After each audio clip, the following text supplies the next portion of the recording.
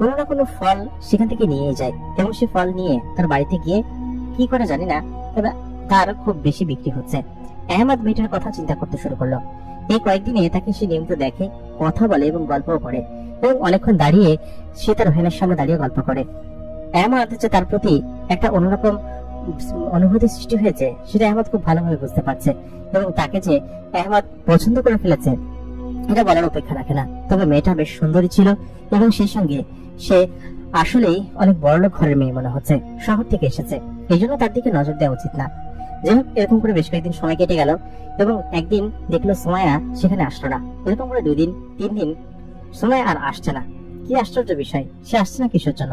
আহমদের তাকে না দেখলে যেন কোনো কিছু ভালো লাগছিল না, কারণ সে আসবে, তার সঙ্গে কথা বলবে, এটাই যেন প্রতিদিনকার নিয়ম হয়ে উঠেছিল। কিন্তু 3 দিন ধরে সে আসছে না, এটা সে চিন্তা করতে শুরু করলো।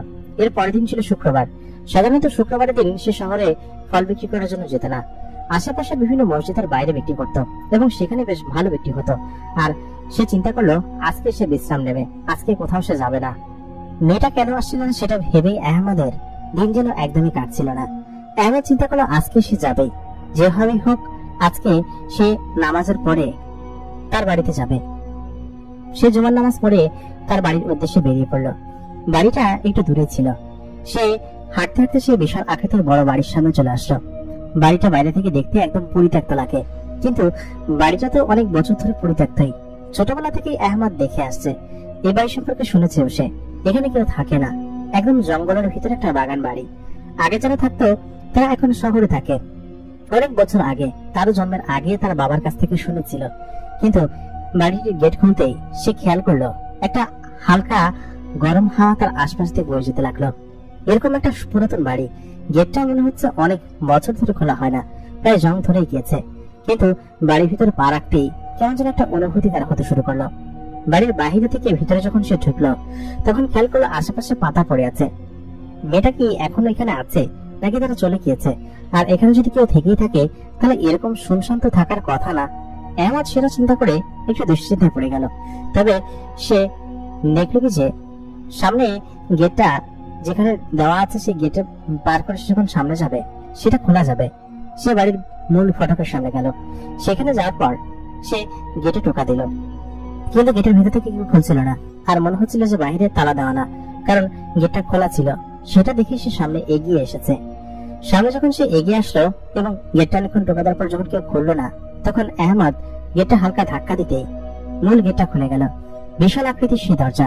তারপর আহমদ চমকে গেল, কারণ বাড়ির ভেতরটা বেশ সুন্দর করে সজ্জিত ছিল। কিন্তু বাহিরে এরকম কিসের জন্য? কালকে তো ঝড় বৃষ্টিও হয়নি যে এরকম অবস্থা হয়ে যাবে। দেখে মনে হচ্ছে বাহিরে অনেক বছর কোনো ঝাড়ু দেওয়া হয় না। তার মানে কি ঘরের ভিতরে যারা থাকে সেগুলোই ঝাড়ু দেওয়া, নাকি অন্য কোনো কিছু? আহমদ ঘরের ভিতরে পা রাখলো। ঘরের ভিতরটা ছিল একদম শীতল। বাইরে যেরকম গরম বা ওরকম পরিবেশ ঘরের ভেতরে নেই। ঘরের ভেতরটা বেশ সজ্জিত এবং সেই সঙ্গে বসার জন্য স্থান রয়েছে, এবং ঘরের ভেতরটা খুব সুন্দরভাবে সাজানো রয়েছে। আহমদ পাঞ্জাবি এবং টুপি পরেছিল। সে যখন একটু সামনে আসলো, সামনে আসতে দেখলো ঘরের ভেতরটা একদম ঠান্ডা এবং চুপচাপ। বাইরের আলো ঘরের ভিতরে আসছে। কিছু পাখি উপর দিয়ে উড়ে গেল। পাখিগুলো এখানে বসবাস করে। আহমদ ঘরের ভিতরে যখন ঢুকলো, এত সুন্দর পরিবারটি দেখে সে আসলে চমকে গেল। তারপর আহমদ খেয়াল করলো দোতলা সিঁড়ি বেয়ে নিচের দিকে নেমে আসছে সুমাইয়া। সে সুমাইয়ার দিকে তাকিয়ে আছে। সুমাইয়া খুব দ্রুত গতিতে সিঁড়ি দিয়ে নেমে তার কাছে আসলো। এসে বলল, আরে আহমদ, তুমি এখানে? তখন আহমদ বলল, আসলে তোমাকে কয়েকদিন ধরে দেখছিলাম না তো, এই জন্য চিন্তা হচ্ছিল তোমার জন্য। তখন সুমাইয়া বলল, আচ্ছা ঠিক আছে, তুমি বসো। কিন্তু সুমাইয়াকে দেখতে আজকে ভিন্ন রকম লাগছিল। তার শারীরিক গঠন, তার পোশাক পরা এবং সেই সঙ্গে তার চেহারার মধ্যে এক ধরনের রহস্য ছিল। আহমদ তার চোখের দিকে তাকিয়ে দেখলো চোখ একদম সম্পূর্ণ নীল হয়ে আছে, এবং তার দিকে তাকিয়ে এক রহস্যময় জিনিস সে অনুভব করলো। আহমদ সেখানে বসলো। মেয়েটা বেশ খানিক্ষণ পর একটা মিষ্টি জাতীয় খাবার আহমদের দিকে নিয়ে আসলো। তারপর তাকে খেতে দিল। মিষ্টিটা বেশ সুস্বাদু ছিল। খেতে একটা কেকের মতো, আবার অন্য জিনিসের মতো লাগে। খুব সুস্বাদু জিনিসটি। আহমদ জিনিসটা খুব নরম করে, মানে খুব তৃপ্তি করে খেলো। খাওয়ার পরে সে মেয়েটার সঙ্গে গল্প করতে শুরু করলো। বললো যে, আচ্ছা তুমি এখানে থাকো, তোমার পরিবারের আর সবাই কোথায়? তখন মেয়েটি বলল, আরো আছে, তবে আমি এখানে একাই আছি এখন। ওরা সকলে বাইরে গিয়েছে। তবে তুমি এখানে আসবা সেটা তো আমাকে বলোনি। আর এখানে না বলে এসো না, ঠিক আছে? কারণ কখন পরিবারের কি থাকে ওরা দেখে ফেললে সমস্যা হবে। তখন আহমেদ বলে, কেন সমস্যা হবে, কিসের জন্য? আমি তো তোমার কাছে ফল বিক্রি করি, সাধারণ একজন ফল বিক্রেতা। তোমার জন্য টেনশন হচ্ছিল, তাই ভাবলাম তোমার সঙ্গে দেখা করে যাই। আমি ভেবেছি হয়তো তুমি শহর থেকে এসেছো এখানে থাকার জন্য। তখন মেয়েটি বলে, হ্যাঁ হ্যাঁ হ্যাঁ, শহর থেকে এসেছি আর এখানে থাকি, তুমি এই চিন্তা করো না। হ্যাঁ, আর আমি যাব, আসলে একটু শহরে গিয়েছিলাম তো, সেখান থেকে আজকেই এসেছি। আর তুমি এখানে আমাকে না বলে এসো না, ঠিক আছে? আহমদ তখন বলে, আচ্ছা ঠিক আছে। তারপর আহমদকে সে বেশ কিছু মিষ্টি দিয়ে দিল তার মায়ের জন্য। বললো কি যে এই জিনিসগুলো তোমার মায়ের জন্য নিয়ে যাও, ঠিক আছে? আর তোমার মা ভালো আছেন তো? মেয়েটি বেশ তড়িঘড়ি করছিল, খুব তড়িঘড়ি করে আহমদকে ভেতর থেকে বের করে দিল। বের করে দিয়ে বললো, তোমার সঙ্গে পরে কথা হবে, বাবা মা চলে আসলে সমস্যা আছে। তারপর আহমদ দেখলো মেয়েটি তার সামনেই দরজা বন্ধ করে দিল। আহমদ রহস্য কিছু বুঝতে পারছে না, বেশ অদ্ভুত। তারপর সে মিষ্টির টোপলাটা নিয়ে বাড়িতে চলে আসলো। বেশ কিছু মিষ্টি ছিল তার ভিতরে। আহমদ যখন সেখান থেকে বাড়ি আসছিল তখন কেন জানি না মেয়েটার কথা বারবার চিন্তা হচ্ছিল। মেয়েটা তার সঙ্গে ভালো আচরণ করে সবকিছুই করে, কিন্তু সেখানে যেতে নিষেধ করেছে, যদি তার সঙ্গে দেখা না হয়। আসলে কয়েকদিন আহমদ তার সঙ্গে থেকে থেকে তাকে খুব ভালো লেগে গিয়েছে। তাকে ছাড়া আর কোনো কিছু যেন তার ভালো লাগছিল না।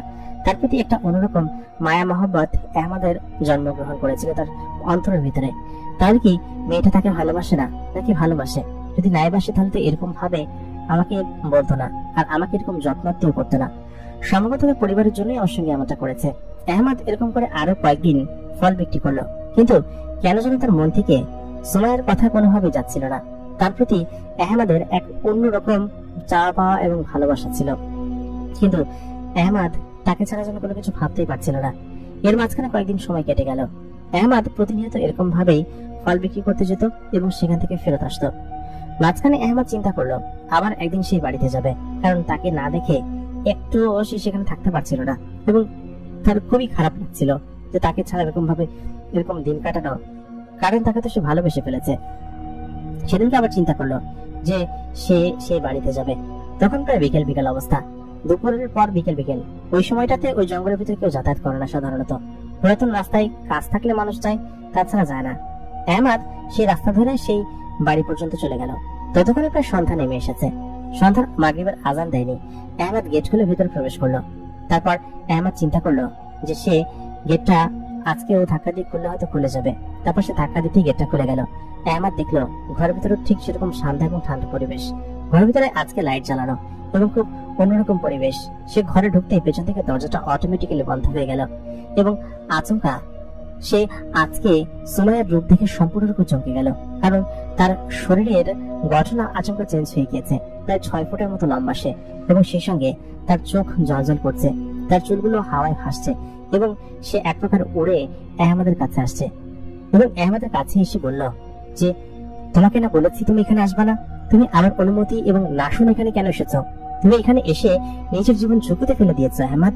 তুমি যাও এখান থেকে, এখনই চলে যাও, ওরা দেখে ফেলার আগে এখান থেকে চলে যাও। আহমদ তখন জিজ্ঞেস করলো যে, তুমি কে এবং তুমি এরকম শূন্য ভেসে আমার কাছে কিভাবে আসলে?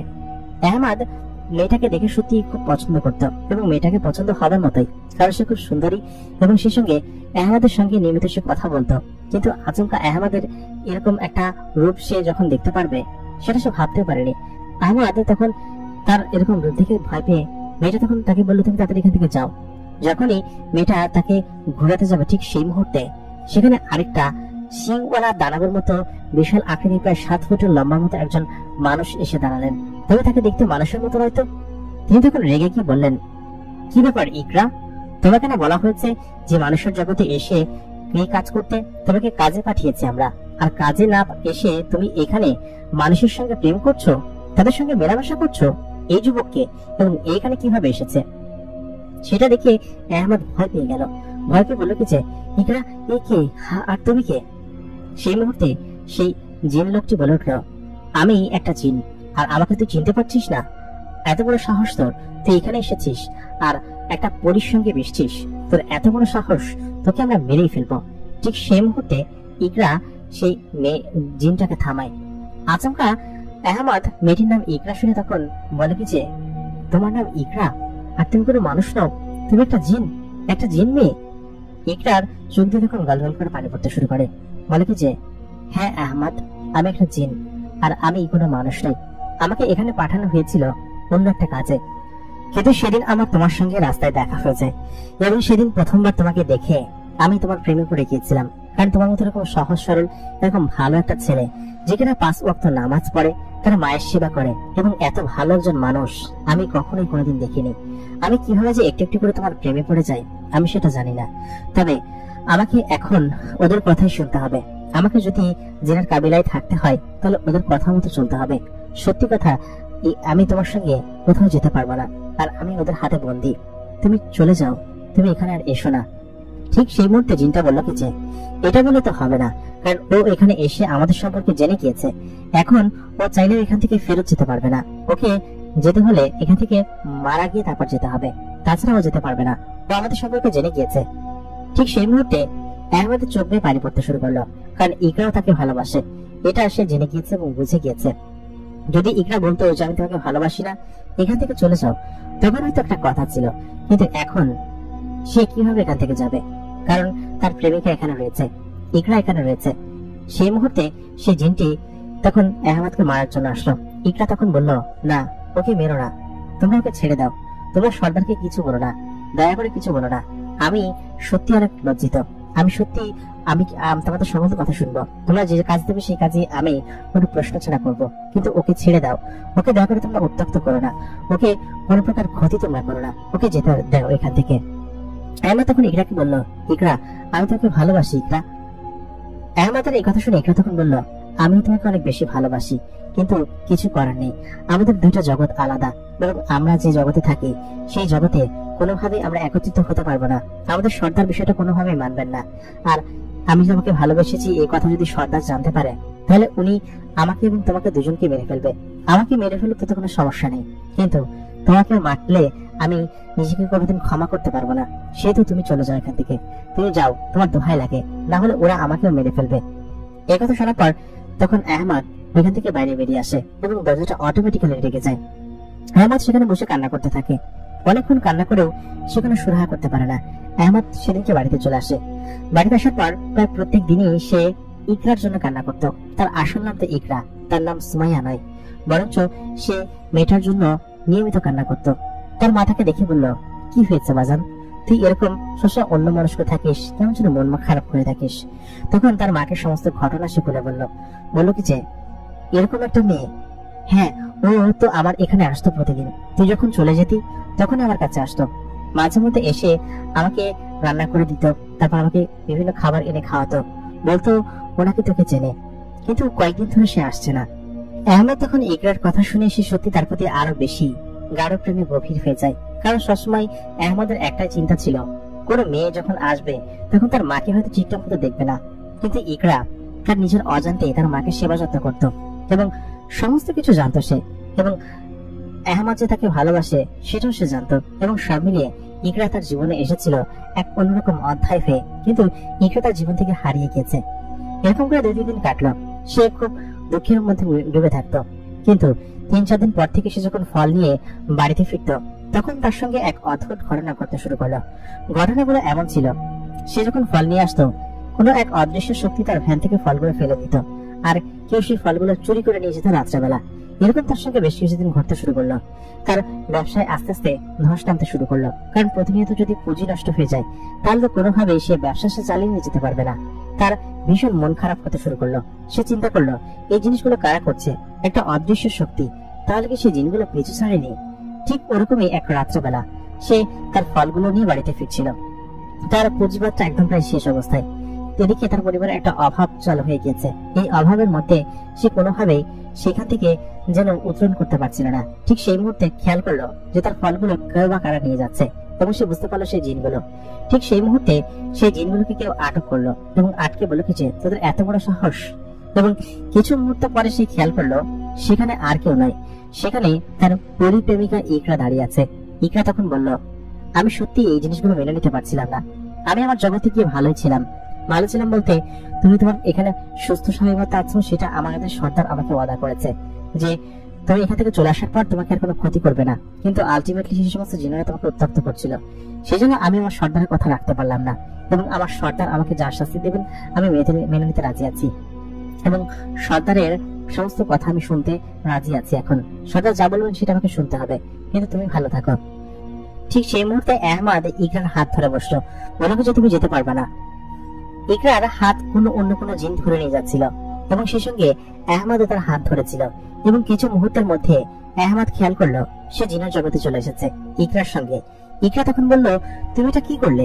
তুমি আমার সঙ্গে কেন আসলে? আমার সঙ্গে আসলে ওরা তোমাকে মেরে ফেলবে, কিন্তু তুমি এখানে কেন আসলে? সে তখন ইকরাকে জড়িয়ে ধরে বলল, আমি তোমার সঙ্গে থাকবো এবং তোমাকে কোথাও যেতে দিব না। তুমি আমাকে কেন ছেড়ে চলে আসলে? আমার জীবন একদম দুর্বিষহ হয়ে উঠেছে। ইকরা তখন বলল, এটা কোনোভাবে সম্ভব না আহমদ, তুমি চলে যাও, তুমি ফিরে যাও। আমার জিন্দারা তোমাকে আবার ফেরত দিয়ে আসছি, ওরা সত্যি তোমাকে বাঁচতে দিবে না। এখানে এসেছ, সর্দার যদি কোনোভাবে জানতে পারে তাহলে সর্দার সত্যি তোমাকে মেরে ফেলবে আর আমাকে শাস্তি দিবেন। সেহেতু তুমি চলে যাও, আমি চাই না তুমি মরে যাও আমার জন্য। আমি তোমাকে ভালোবাসি, সারা জীবন হয়তো ভালোবেসে যাব, কিন্তু তুমি অন্য কাউকে বিয়ে করে সুখী হও। তুমি অন্য কাউকে বিয়ে করলে ওরা তখন আর তোমাকে ক্ষতি করবে না। আহমদ তখন বলল, না, আমি তোমাকে বিয়ে করব এবং তোমার সঙ্গে থাকবো, তাতে আমার মৃত্যু হলে হোক। তখন ইকরা বলল, তোমার মায়ের কি হবে তখন? সেই মুহূর্তে আহমদ বলে উঠল, আমার মাকে তুমি দেখবে আর আমার মায়ের কিছু হবে না, আমার মায়ের দোয়া আমার কাছে আছে। সেই মুহূর্তে সকল জিনেরা তখন জানতে পেরে গেল যে একজন মানুষ এখানে চলে এসেছে। ইকরা এবং আহমদকে তখন রাজ দরবারে হাজির করা হলো। সেখানে হাজির করার পরে তখন ইকরাকে জিজ্ঞেস করা হলো, এই জিনটাকে, এই লোকটাকে তুই ভালোবাসিস তাই না? এই জন্যই আমাদের জিনাদের অঞ্চল তুই বদনাম করেছিস, কেন করেছিস এটা সেটা বল। তখন জিনের সর্দার একথা বলতে আহমদ তখন বলে উঠল, আপনি জিনের সর্দার, আপনি তো নির্দয় কিভাবে হতে পারেন বলুন তো? আমরা তো কোনো অপরাধ করিনি, আমরা ভালোবেসেছি, একে অন্যকে ভালোবেসেছি, আর আপনি কেন আমার উপর এরকম নির্যাতন চালাচ্ছিলেন? ঠিক সেই মুহূর্তে সেই জিনের সর্দার বলে কি যে, তোমার উপর কেন নির্যাতন চালাতে যাব? তুমি তো সেখান থেকে চলে গিয়েছিলে, সেটাই আমাদের এখানকার যে সেনা আছে তারা বলেছে। তখন এই কথা বলতে আহমদ বলল যে, না, আমার ফল কয়েকদিন ধরে নষ্ট করছে, আমার ব্যবসায় ক্ষতি করছে, তারা হলে তো ইকরা আমার কাছে যেত না এবং সেজন্যই গিয়েছে। কিছু জিন আছে যারা কিনা আমার ক্ষতি করছে। সেই মুহূর্তে সেই অন্য দল জিনকে ডেকে পাঠানো হলো এবং বলল, ওরা কি বলছে? ও কি সত্যি কথা বলছে? জিনটা তখন বলল, না। ঠিক সেই মুহূর্তে ইকরা বলে উঠল, ও একদম সত্যি কথা বলছে, আমি প্রমাণ দিতে পারি। দুজন জিনকে এনে সে প্রমাণ দিল এবং ঠিক সেই মুহূর্তে জিনের সর্দার বললেন, তাহলে ওর সম্পর্কে যত কথা তুই বলেছিস সব মিথ্যা কথা বলেছিস? ইকরা তো তাহলে সেই কাজগুলো সঠিকভাবে করেছে, তাহলে ওর কাজের ক্রেডিট তুই নিয়েছিস এবং ক্রেডিট নিয়ে তুই তোর কথা আমাকে বলেছিস, ইকরাকে আমাদের কাছে ভুল বুঝিয়েছিস। হ্যাঁ, ও একটা অপরাধ করেছে, ওকে পৃথিবীতে পাঠিয়েছিলাম মানুষের সঙ্গে কিভাবে মিশতে হয় বা মানুষ সম্পর্কে কিছু রিসার্চ করতে এবং আরো অন্য অনেক কাজে পাঠিয়েছিলাম, কিন্তু ও একটা মানুষকে ভালোবেসে ফেলেছে, এটা ওর অপরাধ। কিন্তু ও আলটিমেটলি একটা মেয়ে এবং মেয়ে হয়ে ছেলের প্রেমে পড়বে, সেটা স্বাভাবিক বিষয়, সেটা সে ভুল করেছে। কিন্তু তুই তো আরো বড় ভুল করেছিস, তুই আমাদের দ্বারা একজন মানুষকে হত্যা করাচ্ছিলি, আর ওর বিচার আমরা আলাদা করব, কিন্তু তোর বিচার আমরা এমন ভাবে করবো। ঠিক সেই মুহূর্তে দুজন জিন এসে সেই বড় জিনটাকে ধরে নিয়ে যায়, বলে কিছু ওকে কারাগারে নিক্ষেপ করো, ও আমাদের সম্পর্কে মিথ্যা কথা বলেছে এবং ওকে যে কাজে পাঠিয়েছিলাম সে কাজ না করে বরঞ্চ ও আমাদেরকে ধোঁকা দিয়েছে। আর ইকরা, শোনো, আমাদের জিনের জগতে কিছু নিয়ম আছে, সেই নিয়ম বহির্ভূত কাজ করলে আমরা সেটাকে অবশ্যই বরদাস্ত করবো না। তোমার হাতে দুইটা অপশন, তুমি যেহেতু ছেলেটাকে এই পর্যন্ত নিয়ে চলে এসেছো, তাহলে তোমার হাতে অপশন 1, তুমি তার সঙ্গে আজীবনের জন্য এখান থেকে চলে যাবে আর কোনোদিন এখানে ফেরত আসতে পারবে না। তোমার মধ্যে থেকে জিনেদের ক্ষমতা এবং আমাদের গোত্রের যে সিল আছে সেটা তুলে নেওয়া হবে এবং তুমি কোনোদিন আমাদের গোত্রে ফিরে আসতে পারবে না। ঠিক সেই মুহূর্তে ইকরা বলল কি যে, আমি আহমদকে ভালোবাসি এবং ওকে ভালোবেসে সারা জীবন ওর সঙ্গে থাকতে চাই, আমি আর এখানে কোনোদিন ফিরে আসবো না, আমি ওর সঙ্গে থাকবো। সর্দার তখন বললেন, ঠিক আছে, তুমি তোমার নির্ণয় নিজে নিয়েছো এবং তুমি তার সঙ্গে চলে যাওয়ার সিদ্ধান্ত নিয়েছো, ঠিক আছে, চলে যাও। ঠিক সেই মুহূর্তে ইকরার অন্যান্য ভাই বোন এবং তার পরিবারে যারা আছে সকলে বলল, তুই ওর সঙ্গে কি কতদিন থাকতে পারবি? যদি কোনো সমস্যা হয় তখন তুই এখানে আর ফিরে আসতে পারবি না। তখন ইকরা বলল, আমি ওকে ভালোবাসি এবং ওর সঙ্গে আমি থাকতে চাই এবং ওকে আমি আমার মন থেকে ভালোবেসে ফেলেছি। তোমরা সকলে জানো, একবার জিন বা পরি যাকে পছন্দ করে তাকে কোনোদিন ছেড়ে যেতে পারে না, সেটা আমিও তাকে কোনোদিন ছেড়ে যেতে পারবো না এবং তার সঙ্গে আমাকে আজীবন থাকতে হবে। তখন ইকরা এবং আহমদের চারপাশে একটা অলৌকিক আলো জ্বলে ওঠে এবং বেশ খানিকক্ষণ পর আহমদ খেয়াল করে সে তার বাড়ির কাছাকাছি একটা জঙ্গলের ভিতরে দাঁড়িয়ে আছে সঙ্গে সঙ্গে ইকরা তখন আহমদকে জড়িয়ে ধরে বলে কি যে সত্যি আমি তোমাকে খুব ভালোবাসি এবং তোমার সঙ্গে আমি সারা জীবন থাকতে চাই, আমাকে ভালো রাখতে পারবে না? ইকরা এই কথা বলে যখন আহমদের দিকে তাকায়, আহমদ বলে যে আমি তোমাকে সারা জীবন সুখে রাখবো এবং আমার কাছে রাখবো। ইকরা ওখান থেকে চলে আসার পর তার কাবিলার নাম এবং সেখানকার কিছু ক্ষমতা হারিয়েছে, কিন্তু তার মধ্যে জিনিয়াদের সেই ক্ষমতা এবং পরের ক্ষমতা রয়েছিল। তা দিয়ে সে আহমদের ব্যবসা একটু একটু করে বড় হতে সাহায্য করে এবং কয়েক বছরের ভিতরে আহমদ তার ব্যবসার পরিস্থিতি পরিবর্তন করে ফেলে এবং শহরে সে বিশাল আকৃতির একটা ফলের দোকান দেয়। তারপর থেকে আহমদ এবং ইকরা একত্রে আছে এবং তারা একে অন্যকে ভালোবেসে তার সমস্ত শক্তি ছেড়ে দিয়ে ইকরা আহমদের কাছে চলে আসে এবং তারা এখনো সেই শহরে বসবাস করে, কিন্তু হয়তো তার আশেপাশের প্রতিবেশীরা জানে না যে তারা একজন জিনের সঙ্গে বসবাস করে। ইকরা কখনো বাসা থেকে বের হন না, বের হলেও খুব সাবধানতার সঙ্গে রাত্রেবেলা আহমদের সঙ্গে বাইরে আসেন এবং তারা এখনো সেই শহরে খুব সুখে শান্তিতে বসবাস করছে। তাদের ব্যাপারে কেউ জানেন না, এমনকি তাদের পরিচয়ও কাউকে তেনারা কখনো দেননি। প্রিয় দর্শক, আমাদের আজকের ঘটনাটি এই পর্যন্ত ছিল। আশা করি আজকের ঘটনাটি আপনাদের কাছে ভালো লেগেছে। এতক্ষণ কন্টিনিউ আর যে ইমরান আপনাদের সঙ্গে ছিলাম এবং আপনারা দেখছেন দ্য মেগাবক্স প্রাইম। আপনারা যখন আমাদের চ্যানেলটিকে সাবস্ক্রাইব করেন এখনো, তারা অবশ্যই চ্যানেলটিকে সাবস্ক্রাইব করে পাশে থাকা বেল নোটিফিকেশন অন করে দিন। দেখা হচ্ছে পরবর্তী এপিসোডে নতুন কারো জীবনের ঘটনা নিয়ে।